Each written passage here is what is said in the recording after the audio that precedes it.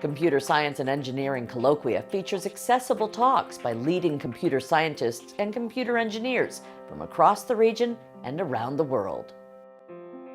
It's my pleasure to bring to you David Salesin, who's not only our first talk, but our first distinguished lecturer of the year. So David Salesin has worn many hats over the years. He was there in some of the early years of Lucasfilm, which became Pixar and Industrial Light and Magic, but he worked at Pixar as well. He spent quite a number of years as a full-time faculty member at the University of Washington. He founded 2 companies. He was later a researcher at Microsoft Research, and he's currently a director of Adobe's Creative Technologies Laboratory, labs. He's also a member of the Turing Award Committee, and apparently a Turing Award's a big deal. So I know there's some money involved, I don't know what. But anyway, if you want one of those, you should be sucking up to David. So David's had a sensational research career. During his tenure at the University of Washington, in 1 year he achieved 8 SIGGRAPH papers in a year, which was, so SIGGRAPH is the top, at the time definitely the one and only, the conference in, top conference in computer graphics. And so he was personally responsible for 15 to 20%, collaborating on 15 to 20% of the research output that went into the top conference that year. He later went on to win the Computer Graphics Achievement Award from SIGGRAPH. Later he applied that horsepower to Adobe and built an incredible research team there that has not only done great research that's inspired a lot more of it, but has also changed Adobe products and therefore a lot of the visual media that we all consume for the much better. And so with that, I give to you David Salesin. Thank you, Brian. Well, it's great to be back here. I was saying to Steve Seitz that I wanted to meet all of the new faculty that have been hired since I was here full time, and he said, well, come back and be in our Distinguished Lecture Series and you can meet everyone. And it's been great so far today. I see why all of you new faculty who I met were hired, because you would have passed my interview with flying colors too. It was just a really fun day so far, and I'm looking forward to more tomorrow. So what I thought I'd do today is give you kind of 2 talks in one. The first talk will be longer, the first 2/3, 3/4, some observations on doing research. And from my own experience, which is now a little bit old, all of the results that you're going to see, disclaimer, are old. But hopefully the observations are timeless. We'll see. And then second, some observations on creating Sublime user experiences, which is based on a more recent interest of mine. So for this first talk is going to be on research and wizardry. And the reason I entitled it that is because you'll see that everything you need to know about how to do research is really in the Wizard of Oz. And you'll see that in a moment. So in this part of the talk, I'm going to give you kind of my personal history, which more or less coincides with the history of the field of computer graphics too. I mean, I felt like the field had already was completely mature when I came to it, but in retrospect, it was still early days, and it was really nice to be able to sort of grow up with it and be a part of it. So for a long time, the history of computer graphics really is the story of a quest for visual realism. And it sort of begins a little before my time with Jim Blinn and Martin Newell, who modeled Martin Newell's wife's teapot, and were able to get beautiful reflections and so on. But I think I do want to point out to you that early work, there were these jaggies. You can see the little staircasing effects along the sides, and I'll mention that again later. This is actually Martin's original teapot, and one of the exciting things about coming to Adobe 10 years ago is that Martin worked at Adobe 10 years ago, and he led the graphics research group, which is essentially the precursor to the lab that I'm running today.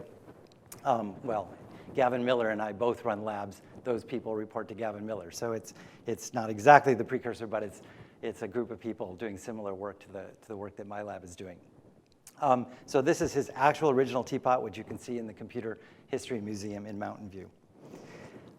Here is an image from Turner Whitted. This is the first ray traced image. Apparently people were talking about the possibility of doing ray tracing and getting effects like refractions and reflections and shadows for a long time, but Turner actually went and spent all the CPU cycles and computed this.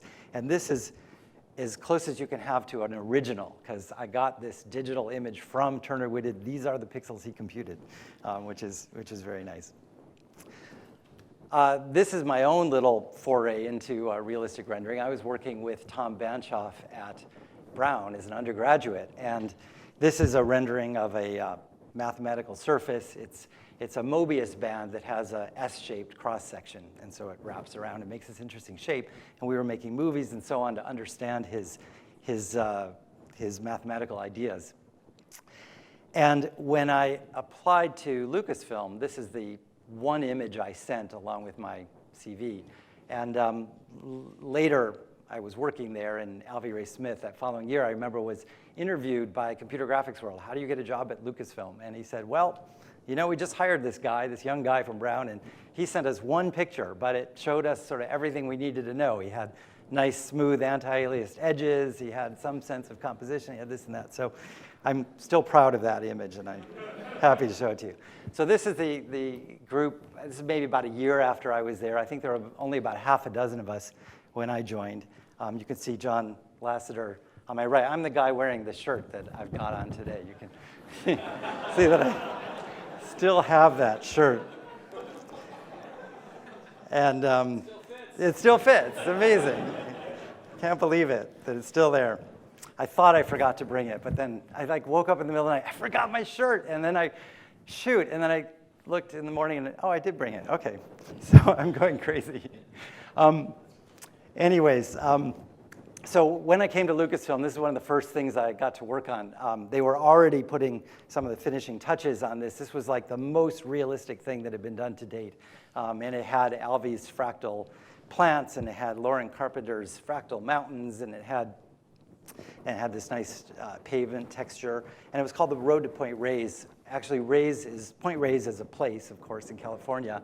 And it's also was the name of the renderer, which stood for Renders Everything You Ever Saw. So this is a little bit of a play on words. And I came and I wanted to contribute somehow. And I said, well, how about I put some ripples in those puddles? And they said, great, do it. And so I figured out how to put some ripples in the puddles. And that was my contribution to this image. Once I was there, we hired John Lasseter after that. And we decided to try to make an animated short. And again, we were trying to push the limits of realism, and we actually took like long hikes together in the woods and sort of pointed out, all the grasses and the rocks and the leaves, and what was it going to take, how many polygons would we need, and so on, in order to create something really real. There was also a Maxfield Parrish exhibition going on in San Francisco at the museum at the time too, and we all went to that, and we were inspired by the look of his paintings. So this is a little bit realistic in terms of the complexity of the geometry, but also tried to give that Maxfield Parrish look as well. And we showed this at SIGGRAPH in 1984. At the time, it took so much compute power to do this that even though Lauren and Rob Cook had gone to Minneapolis to babysit the Cray computer, computing the frames for weeks, it still wasn't done. So parts of the animation were shown in wireframe, actually. That's how long it took to compute. So soon after that, I decided to, I guess I hadn't gone yet. So meanwhile, at Cornell, Michael Cohen and others were working on pushing the limits of realism as well. And rather than just like unlimited geometry in order to get realism, they were looking at how light reflects around a scene and the physics of light transport, essentially. And they were actually doing real experiments where they did a simulated box and they built an actual box, and they took photos of each one and compared the two to see how accurate their simulations were. And actually, I got to meet Michael soon after. He came to Paris, and I remember he showed me these slides of the work that they were doing at Cornell, which was really impressive. And so I decided to go to Cornell and spend a year. It was actually after I took a job at University of Washington. I negotiated with Jean-Luc Baer, who was the chair at the time, and I said, I want a pre-sabbatical for a year. And he said, oh, okay. And so I went and decided to spend a year at Cornell and kind of came up to speed in computer graphics again, because I'd spent a few years doing other things for my PhD. And I worked with Brian Smits and Jim Arvo, and we worked on light transport and global illumination. And we published papers. Here's just an example to show you, yes, there was like real physics and all that stuff in the papers that we published. But when I came to University of Washington the following year, I felt like it's time for me to sort of set out in my own direction and choose some research direction that really I loved. And I could do the physics, I could do the math, but it wasn't really in my heart. And I felt like I should try to figure out what's my special secret superpower, the thing that kind of makes me special, more different from all the other computer graphics researchers out there. And I felt that actually for me, it was thinking about art. I had taken lots of art classes throughout undergraduate, throughout graduate school. I'd spent like the majority of my time at Stanford in the printmaking studio instead of behind the computer. And I thought maybe I can bring some of that to computer graphics. So my first observation for you grad students is that when you're choosing your research area, think about what are your special talents, what's the thing that really drives you and makes you different, and maybe try to choose something that takes advantage of that. Or even if you're not doing that during your PhD, during the next phase of your career might be a good time to think about that. So when I started thinking about it, I realized that, well, actually illustrations have a lot of advantages over photorealism. This might be an interesting area to explore. For instance, they're much better at omitting extraneous detail. So if you look at David Macaulay's book on the way things work, he doesn't show realistic gears. He shows these sort of like watercolor and ink illustrations, and you can put diagrammatic elements like arrows and so on them and understand clearly the mechanism.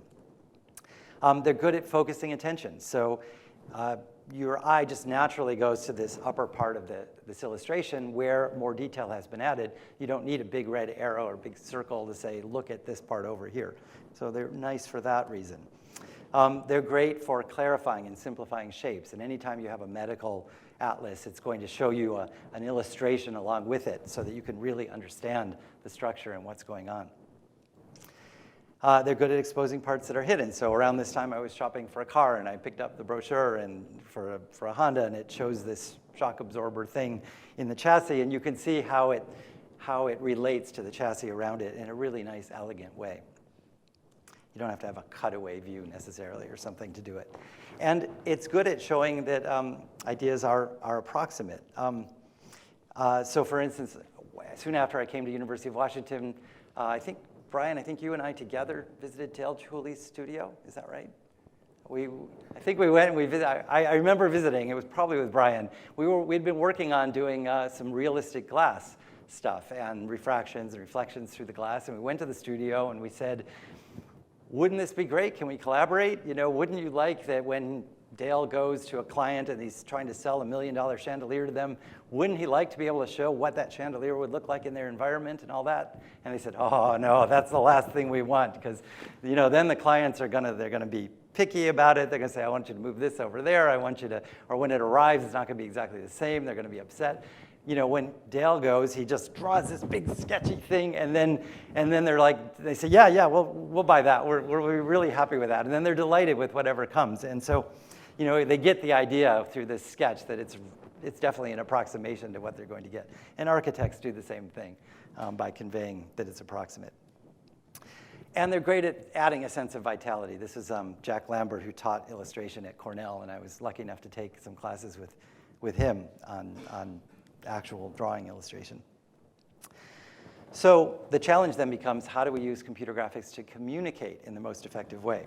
And so some of the early work that I did here at University of Washington was with some graduate students here, obviously, George Winkenbach in this case. We looked at pen and ink illustration. That was a good place to start because at the time we couldn't afford color printers.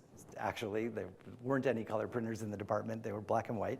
And there were also some well-established conventions for how pen and ink artists do architectural forms. So we started studying the books and figuring out how we might use sort of black strokes, black on white, to create grayscale and to create also a sense of the texture. And what we realized is you can't just like make it dimmer or brighter the way you do with an image. You have to use more or fewer strokes. And we noticed that what artists would do is if they want a light, say, brick wall, they might just draw the outlines. And if they want it darker, they might fill in some of the bricks. And if they want it darker still, they might start hatching on top. So we had a procedural renderer that would do all these different kinds of textures with black on white strokes. And it would create images like this from a 3D model and a light position and a camera position. And here you can see how some of the things that we programmed into it do show how things will be more clarified in illustrations. For instance, the dividers here, you can see that there's a black edge where the divider is in front of the shade. And that distinguishes it from the shade. And you don't have to play some kinds of tricks to get that to happen. The software would automatically notice these two things are the same color, but they're different objects. Let's draw an edge the way that an illustrator might have done. There's some other subtleties here, but I won't go into them all. Later, the next natural thing seemed like, let's do watercolor so that we can eventually do watercolor and ink illustrations too. And so we read lots of books on what are the effects that watercolor artists care about. We even went to Daniel Smith here in Seattle, which fabricates watercolor inks, like high-end professional watercolors. And we talked to the chemists about how they make the inks and so on. And then we used Navier-Stokes' simulation of shallow water layers. We worked with people in the applied math department and simulated all these same kinds of watercolor effects.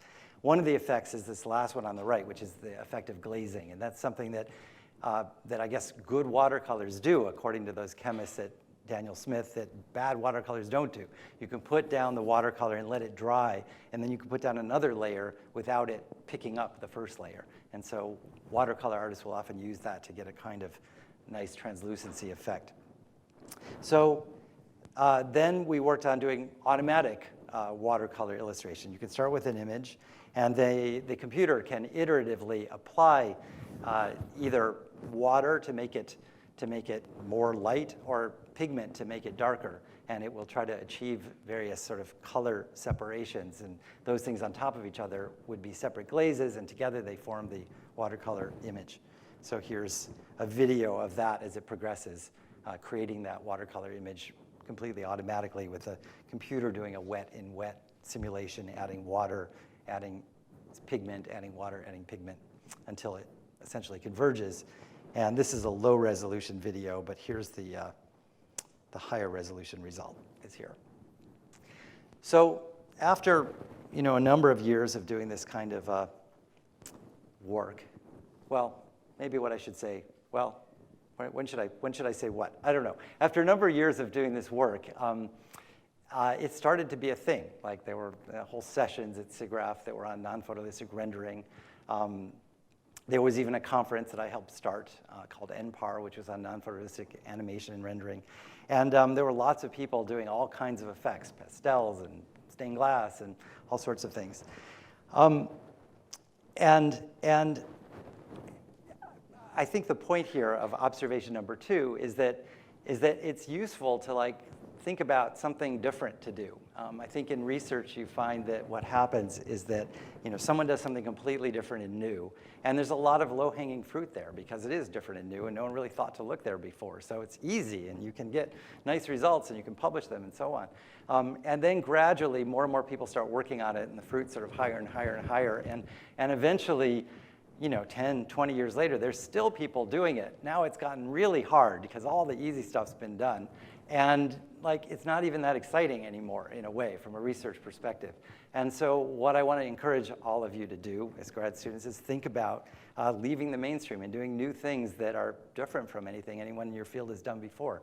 And you may get some resistance to that. I remember suggesting to my students that we publish X or Y or Z in SIGGRAPH, and they'd say, but SIGGRAPH has never published anything like that before. Why would we be able to publish that there? And I'd say, well, let's try. I mean, where else would you publish it? It seems like the right place to me. And so I think it's a good way to go. Don't get caught in the sort of research eddies. Keep going. Try out new things. So after all these years, as I said, a lot of people are doing this kind of non-photorealistic illustration, and I was thinking, this is really a lot of work, having to study what the artists do and encode them all in rules and write all this hard code to do it. I wonder if we could just reason by analogy. And I had an intern at Microsoft Research at this time, Aaron Hertzman, and I said, let's try thinking about if we could do things by analogy. So for instance, if you had this photorealistic image A, and you have the watercolor illustration A prime that corresponds to it, doesn't matter how it was created. Maybe it was created by hand, or who knows. And then someone gives you a new image B. Is there some way you could synthesize the new B prime just by analogy from the first pair? And it turns out you can do this. You can use a kind of texture synthesis approach to create all those pixels of B prime by sort of pulling in pixels of A prime in places where B relates to A. So you kind of do this pairwise texture synthesis. And the nice thing is now you can take completely different examples. So you can start with A prime being like a stippled image, and A, we just applied some filtering operations to create a grayscale equivalent. And then you give it an actual image B, and now you can automatically, through image analogies, create the stippled version, B prime. And here's another example. This is a rug that I had, and we took a high resolution little part of it, A prime, and I blurred it for A. And then I said, what if you had just the whole blurry rug as the B? Can you kind of hallucinate what the high-res version would look like? And you get some detail that's plausible, actually. Probably the further back you are, the better it looks. But it looks a little bit noisier up in front. Here's an example after we published the paper. We put the code online. We presented it. And I really like this example because we didn't think to do it. It was someone else who took the code and used it for his application. This was a guy who worked at a flight simulator company in Finland. And he had some topo maps, and he had some satellite images.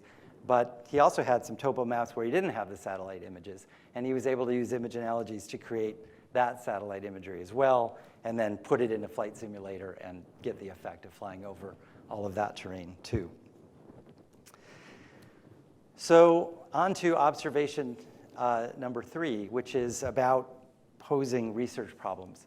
I think that probably most of you, when you came to grad school here, you thought you were going to learn how to solve hard problems, solve hard research problems. And yes, you will, and you do, and I'm going to talk about that too in a little bit.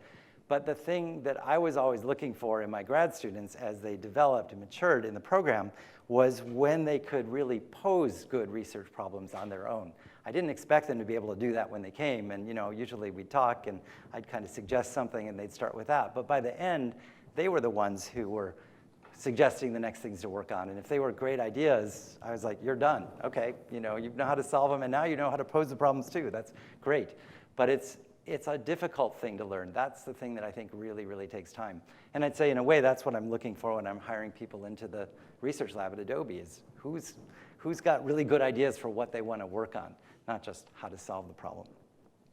So let me go back one more slide. I tried to teach and sometimes co-teach seminars in this. It was versions of 558, which were based on a class I had at Stanford with Don Knuth on how to solve research problems. But in my class too, it was also about how to pose research problems as well as how to solve research problems. And every year that I taught it, we would take a different theme. And so I want to tell you about a couple of, maybe 2 or 3 different projects that came out of, I guess 3 projects that came out of one such of those seminars. And so at the beginning, the motivation that I gave to the students was that our sense of aesthetics is derived from our evolution in the natural world. So here's some cute pictures of my kids when they were little, and this is in, I guess this is in Bora Bora, actually. And here's another beautiful nature picture from Costa Rica, and here's one from Guatemala. So these are the sort of things we were evolved to, our visual system was evolved with. But Ellen Dissanayake, who's here at University of Washington, an anthropologist, has written about the human need for aesthetics. And she writes that humans were evolved to require these things. Simply eliminating them creates a serious psychological deprivation. Social systems that disdain or discount beauty, form, mystery, meaning, value, and quality, whether in art or in life, are depriving their members of human requirements as fundamental as those for food, warmth, and shelter. So she's talking about the value of aesthetics in our lives. Well, what's been happening over the years is that more and more of the human population is moving into urban areas. And we, not that long ago, crossed a threshold where now more humans live in cities than in urban environments. And that trend is just continuing to rise. And so here's an example of an urban environment, not a natural environment. Does anyone know what city? Anyone recognize? This is Tokyo. Sorry, did someone just say Tokyo? Tokyo, good. Yes, this is Tokyo. So a lot of what we see are man-made forms here. And in fact, Bill Mitchell, who was the dean of architecture at MIT, told me that he could recognize which software tool was used when he sees a building. He knows what tool was used to design it. And I've heard even that the CTO of Autodesk has said he can tell you which version of which tool was used to design the building. That's how aware he is of it. So the tools that we have really make a difference in the kind of aesthetics that we have around us. And similarly, before the advent of the printing press, all of the commissioned writings had this beautiful kind of ornamentation as part of the page. But once the printing press came along, that pretty much went away. And we just have the words on the page devoid of all of these beautiful aesthetics. So now we've got modern tools, we've got computers. What can we do to kind of add some of that, inject some of that old ornamentation and so on into our tools so we can create them in the objects that we actually experience in our daily lives? So that was the overall theme of the class. How do we use the power of the computer to bring good design, including ornamentation, back into our lives? And the first, okay, I guess before I get to that, I'll give you like rule number 4. Why does it say rule? It should say observation number 4. Anyway, I think I changed the rules to observations and forgot one. But this thing is about solving hard problems. And I would say to solve hard problems with the best tools you have, with strong collaborators, and above all, perseverance. Oh, I haven't really been pointing out how the characters of The Wizard of Oz fit with these rules, but hopefully you've been noticing that yourselves. I think Dorothy beautifully characterizes perseverance and working with strong collaborators in her case. So problem-solving tools. So that's one of the things we do. So one thing you do if you have a really hard problem, it's like too hard to solve, is you narrow it down. You reduce the scope of the problem. You take it from 3D to 2D, or you look at simpler cases. So the first problem I said is let's learn how to create ornament. Okay, that's a big, wide open area. How do we even begin there?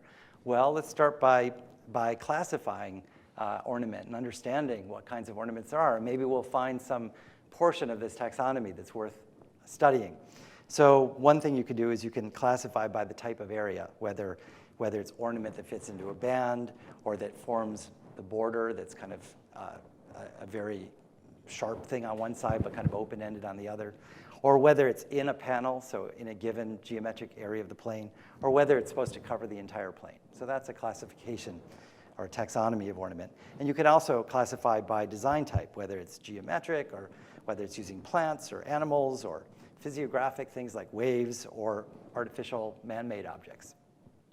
And so we decided, all right, actually what I did is I asked the students in small groups to pose their problems. That was part of what we were studying. So, figure out what's going to be the interesting thing to work on. So one group, anyway, worked on floral ornament within panels, which I think is a really nice sort of doable size problem. And so the idea is how do we sort of grow plant-like ornaments to fit well-defined geometric shapes? And the way that we did it was with a kind of an L system grammar where you would define the growth rules, and then the ornament would sort of grow to fill the space. And it would do that by iteratively at each step looking for the biggest unfilled area. So that's what those little yellow circles are, is they're looking at, it's testing the circle of biggest radius that doesn't touch anything, and then invoking a growth rule that was suitable to grow into that area. And you could write different growth rules for different kinds of ornaments. So here's 4 different ornaments, each generated by a different rule, filling a certain kind of space. Here are those 4 kinds of ornaments filling a different space, and they just sort of grow organically to fill them.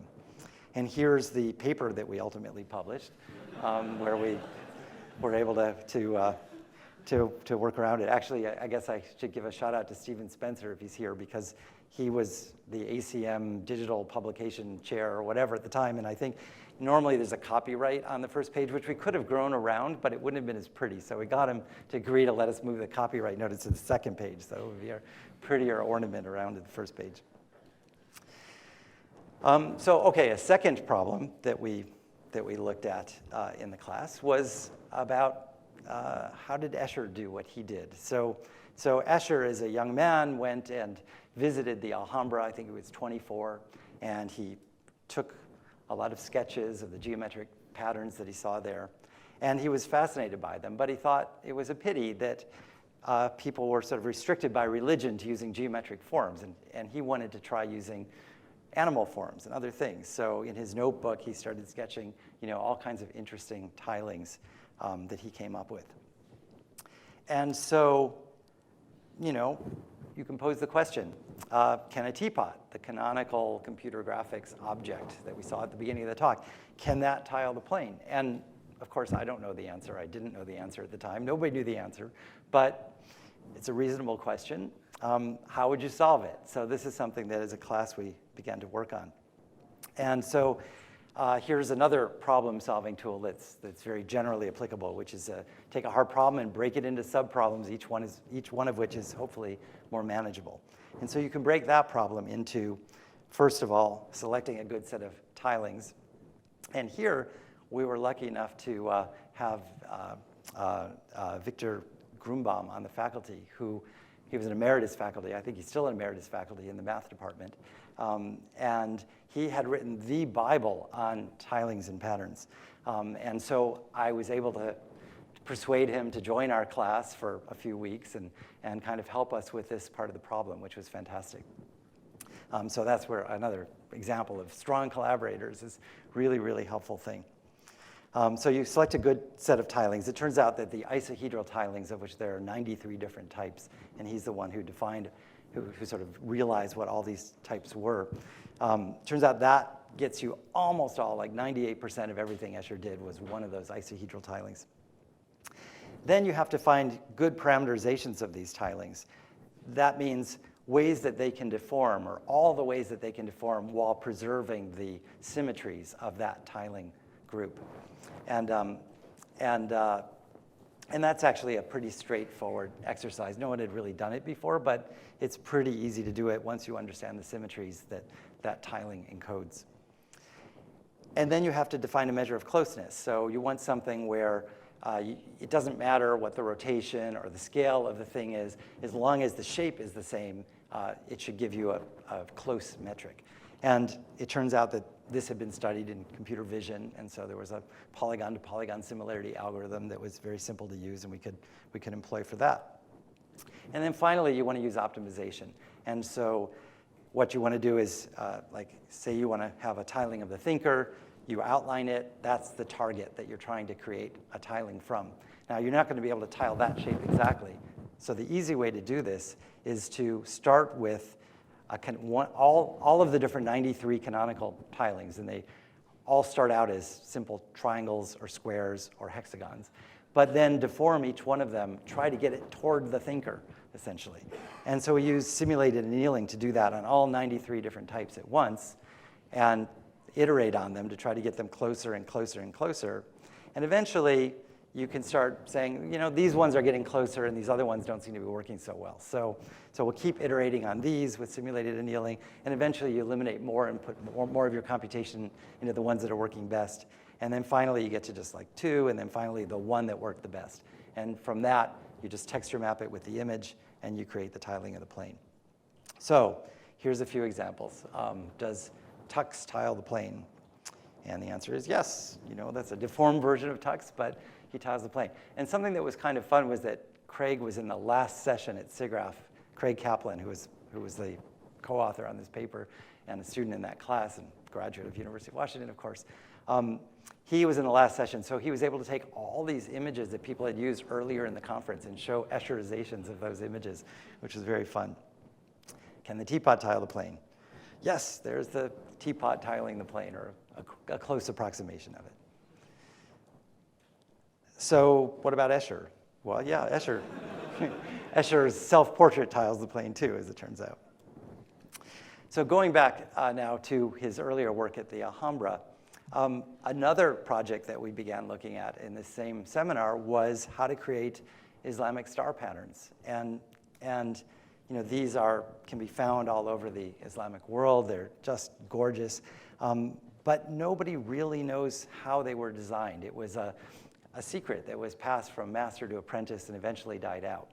So the idea was, well, can we build a design system using sort of modern ideas, modern mathematical ideas of tilings and patterns and so on, so that we can create a design system where someone could come up with their own patterns along these lines. And it turns out that you can. It turns out that if you start out with a set of tilings called the Archimedean tilings, and you basically run a kind of algorithm that builds a scaffolding over them, and there's some parameters there that you can adjust, and however you adjust them, it kind of looks nice. You can build these kinds of Islamic star patterns. And so here's a couple of examples of them. Now, this is work that was very frustrating because we submitted it to SIGGRAPH one year and it was rejected. And so we said, okay, that's a great opportunity to add even more stuff and do it even better, and we'll resubmit the next year. And we did it the next year and it was rejected, and then, it's not always easy. But the nice thing is that did push us further and further and further. And we ended up kind of building these Islamic star patterns in something called absolute geometry, which is non-Euclidean geometry, basically, which sort of ignores the Euclid's fourth postulate about that for every line and point, there's one line that's parallel to it. And if you don't assume that, you get something called absolute geometry, where it encompasses things on the sphere or the hyperbolic plane as well. And so these same designs, because we wrote it in such a way, there we go, also work on the sphere, and they also work on the hyperbolic plane. That's a Poincaré projection of the hyperbolic plane. Here's another example of the same pattern over the sphere and over the hyperbolic plane. So we eventually did get it published in TOG, in Transactions on Graphics, where by that time it had become a big, long paper with lots of mathematics, and so it was a more appropriate venue for it anyway. So a nice thing is that this came full circle into the real world. Nathan Myhrvold, who probably a lot of you know of, he had been the CTO of Microsoft. I think he started Microsoft Research, and he was retired or semi-retired, or hadn't yet started intellectual ventures, and he was building a big, beautiful house somewhere. I haven't been to it, but maybe some of you have. I don't know. And he had bought a water jet cutter. These are water jets that will cut through metal, and they'll cut through wood, and they'll cut through anything, and you can cut elaborate patterns. And he wanted to design his own heating grates and window shades and things like that. And so he used this tool, TapRats, that Craig built in order to create all of his own Islamic star patterns and actually fabricate them and use them in his house. I saw him not that long ago and said, I'd really like to get a picture of the things in your house. And he said, yeah, I'll send you one. And I never got them. So the last thing I want to mention about this part of the talk is the final observation is to embrace hard problems. It's like we all want to avoid hard problems in our life, right? But when you do a PhD, you can't get a PhD without finding a hard problem and solving it. Like, if you just work on easy problems, you're not going to get the PhD. And I think it's a lesson for life as well, that hard problems are going to find us anyway. Rather than running away from them or trying to avoid them, it's better to really embrace them and take them head on and figure out how you're going to solve them and surmount them, in a sense. Okay, so now we get to part 2. So I mentioned that this relates to the first part in one sense, which is I said you should follow your heart. Figure out where your heart is going, do that. Well, my heart has followed Tango for the last 7 years, actually. Is Zoran here? I don't know if Zoran's here, but he was always dancing Tango when I was here in the department, and I would go to parties at his house and meet other Tango dancers. I was always curious about it. And finally, I guess about 7 years ago, I started it, and I've completely fallen in love with it. And I think there may be some lessons from Tango that could help us design better user experiences. So this is a kind of a HCI part of the talk. But first, I want to show you this New Yorker cartoon that seems relevant somehow. This guy says, I swear if someone told me 10 years ago I'd be sitting naked on a tree limb talking to a can of peaches and syrup, I'd have said they were crazy. And I sort of feel that way about, if someone told me 10 years ago I'd be up here at a Distinguished Lecture Series talk at UW, CSE, talking about Tango, I would have said they were crazy. But anyway, here goes. So when you think of Tango, probably you think of this, which is kind of the elaborate show Tango that you see if you go to a show in Buenos Aires. You know, often the dancers are lifted off the floor and, you know, all these dips and all these crazy things. But the experience of dancing tango is much more like this. It's much more of a inwardly focused, concentrated activity. I came to discover that it's not about showing off. It's not about the effect that it appears to have to other people that might be watching. It's actually nothing to do with that at all. It's all about the internal sensations that you create between you and your partner, and your eyes can be closed. Well, for the leader, generally your eyes cannot be closed because you may hit other people or a wall or go off the dock or whatever. But if you had unlimited floor space, then your eyes could be closed too as a leader, because it's all about the inner sensations that you're creating. And when thinking about it, it makes me realize that the mental state that you're creating with tango is one of flow. This is this mental state that people talk about a lot these days. It was invented by, or discovered in some sense, by a guy named Mihi Csikszentmihalyi. Can't say his name that well, but he's been studying this and writing about it and lecturing about it for years. And it's this mental state of being fully immersed in an activity, accompanied by feelings of energized focus, full involvement, and enjoyment in the process of the activity. So it's a single-minded immersion. It's like being in the zone. We all have experienced this at some time or another. It's when time just flies and you don't realize an hour went by or a whole day went by or whatever it is, because you were so engrossed with the activity. And it's considered a very pleasurable sensation. Everybody wants to have it. And it's also been shown that it's associated with optimal performance in sports or in like musical performances, with artistic and scientific creativity, with further development of skills, with a sense of high motivation and intense feelings of enjoyment.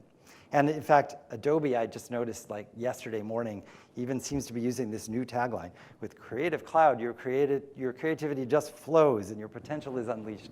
So I mean, it's in the vernacular for sure, this idea of flow. But one cannot force a state of flow or even predict when it's going to happen. It's almost like, you know, trying to force yourself to go to sleep or trying to force yourself to fall in love or something like that. You just can't make it happen. But the question is, can a state of flow be fostered? And that's where I think tango comes in. I think that what I've been learning as a leader in tango is how to create a state of flow for the follower. How to, and it may sound sexist, but just for simplicity, I'll talk about me and I'll talk about her as a follower. But men can follow too, women can lead. I enjoy following and I study following too, but just for simplicity in the rest of the talk, we'll use the standard kind of notation of I'll be the leader, a woman, a female pronoun will be the follower. So the role of the leader in tango is to create this state of flow for the follower. So the question is, you know, can our software do this same kind of thing? And I'll say it's not just a weird analogy or metaphor, because the follower, well, that's a human being, that's a person. The user, that's also a human being, that's also a person. So the same kinds of things that work in one thing could very well work in the other domain as well. Oh, I forgot. I was going to play you just a little bit of tango, just so you can have a sense of what that's like. Can you put the sound up? Here's just a little bit.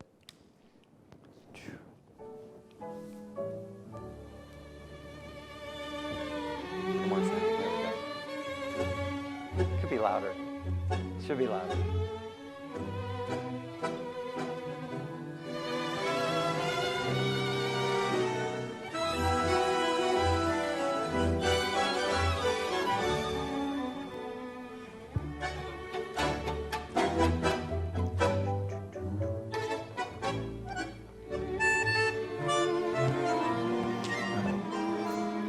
I guess we'll stop about there.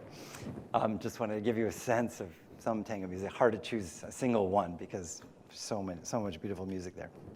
Anyway, so what lessons can be applied? Let's go through.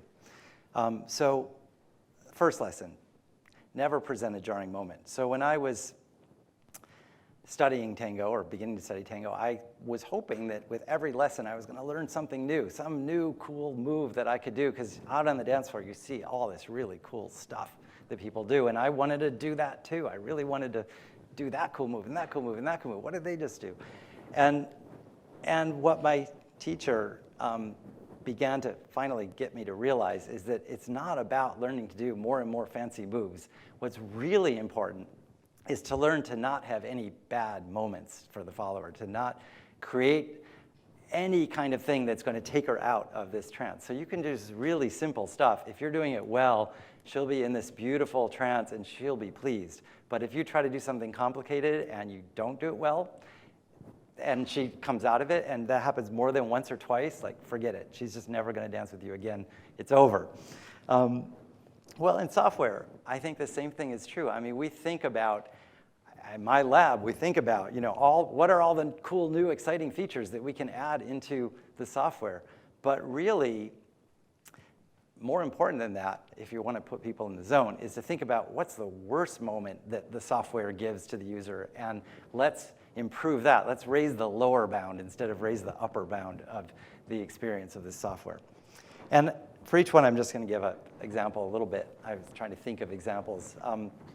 I'm really impressed with the After Effects team at Adobe. One thing they do is they take their new releases and they go to their users and they don't tell them anything. They just say, go ahead, use it. Let's see what you do. And they watch. And anytime the user gets confused or doesn't know or whatever, they write that down. Okay, that's good to know. Or keep going, or they might help them through that, but they keep watching and observing, and then they go back and they fix all of those jarring moments, or they try to, or at least the worst ones. So I think they do a really nice job of trying, at least, to address this. A second lesson, adapt to the user's level. I'm going to read you a little bit of a blog post from a woman.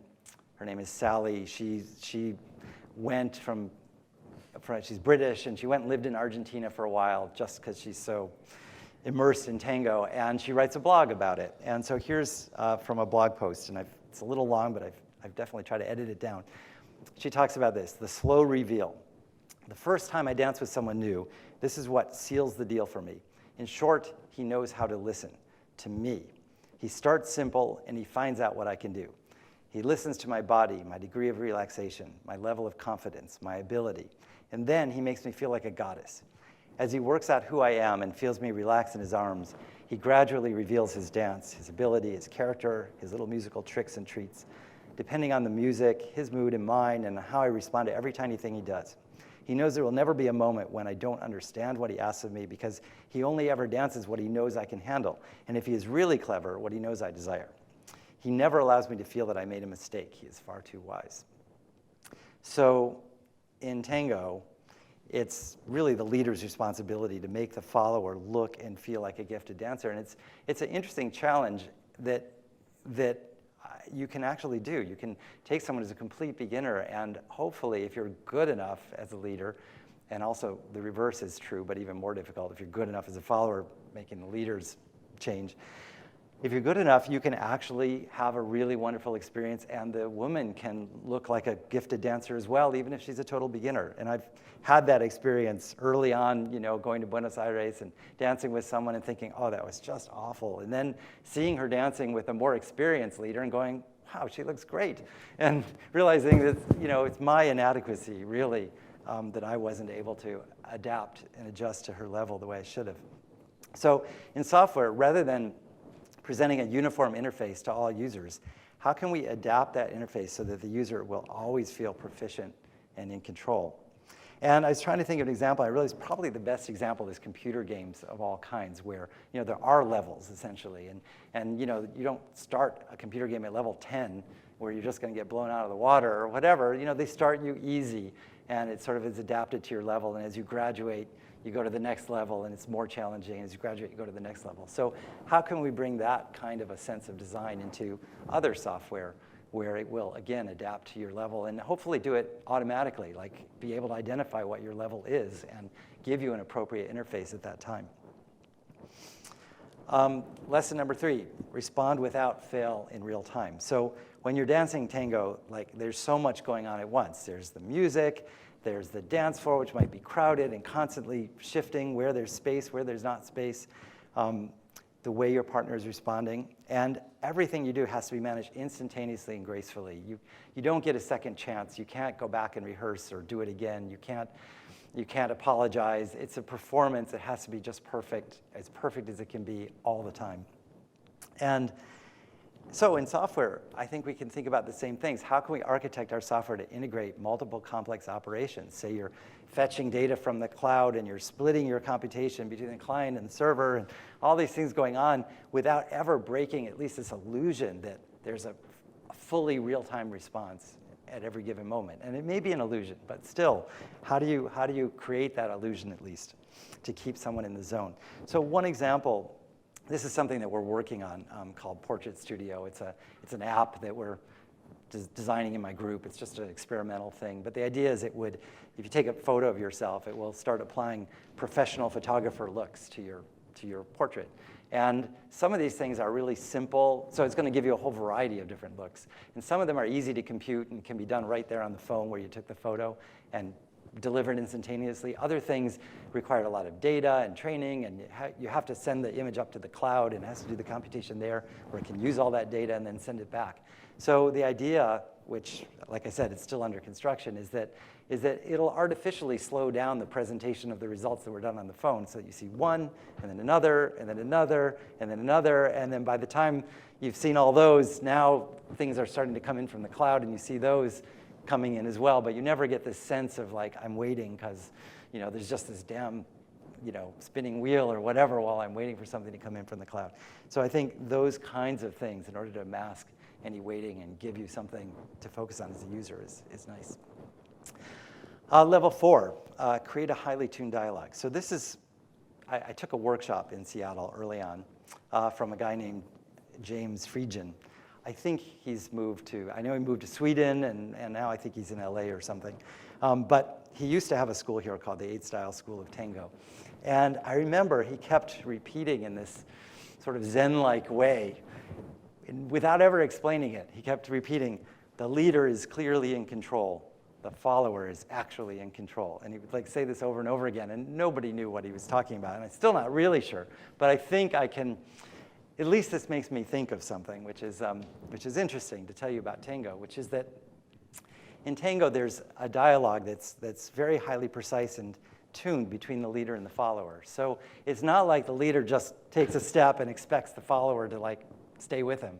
No, I mean, if you did that, they'd be falling all over the place. It's impossible to, in real time respond to someone else's movement.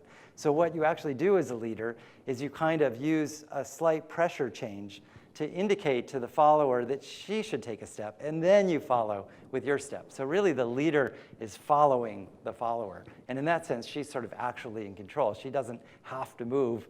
She is not going to move until she wants to move. But when she finally wants to move, if you're a good follower, a good leader, you will then follow her. So in software, how can we create software that participates in a similar dialogue? So all along, and I'm keeping this sort of thing, the leader is like the software, the follower is like the user. So the software would offer options that are apropos at a given time, and then allow the user to actually take control and say, okay, this is what I want. And then the system would then follow through and execute it and deliver whatever the result is, and then offer again, maybe something else that might be apropos.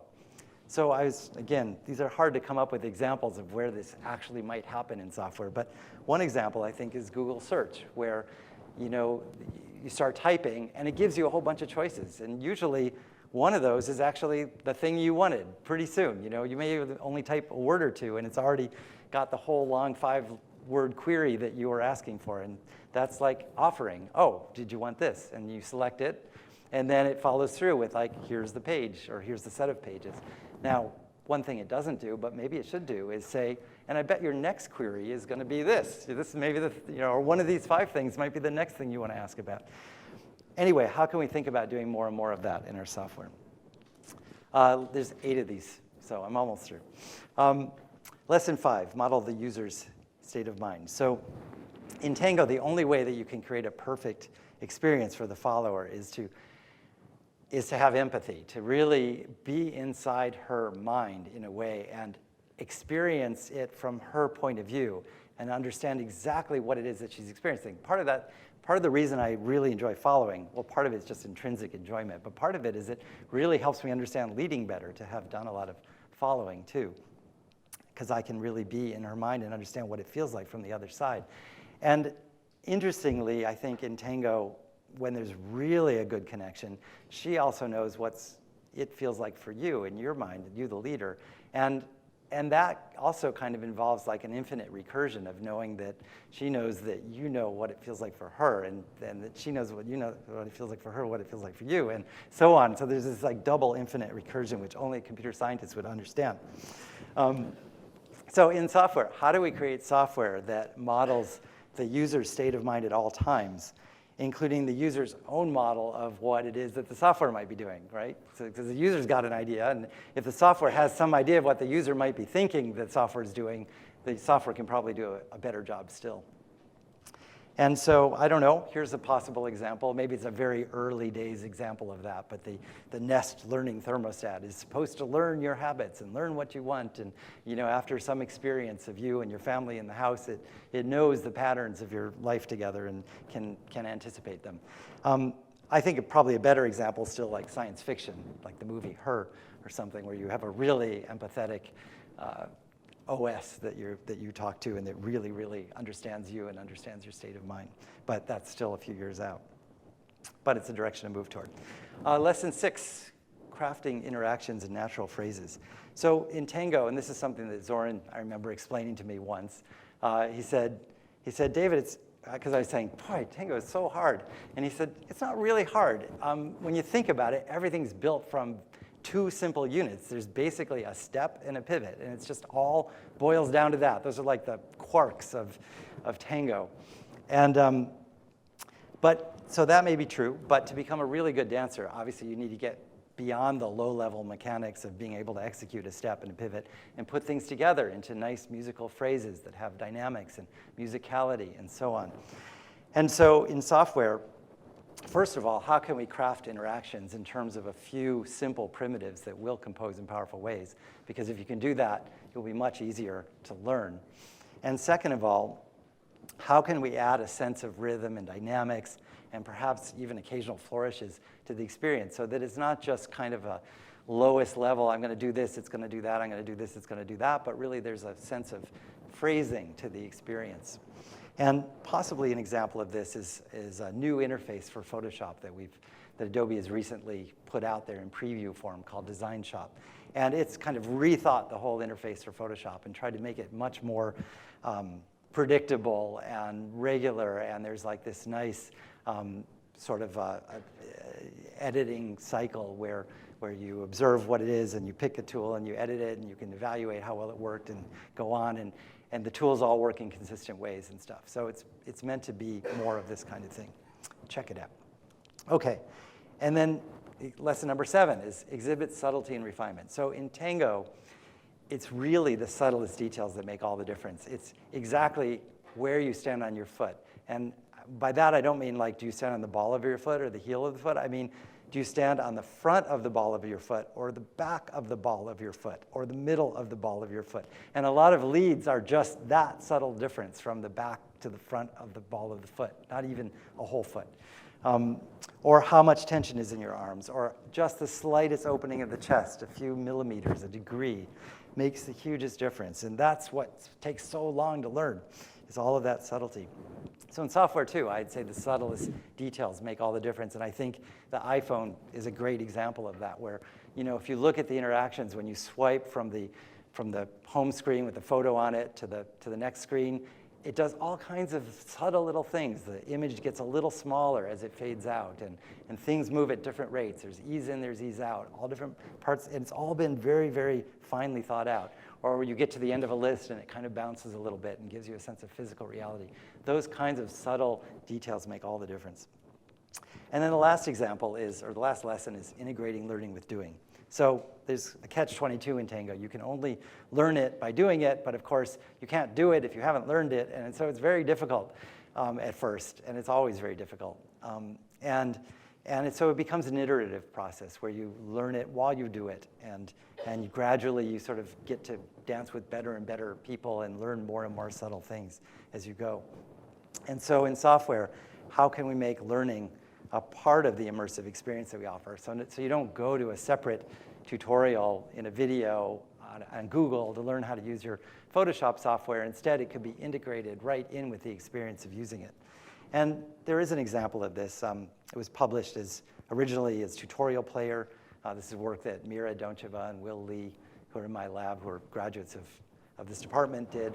And it has recently shipped as part of the Creative Cloud Tutorials, which lets you sort of step through operations in Photoshop and actually try them out as you go and learn them as you go.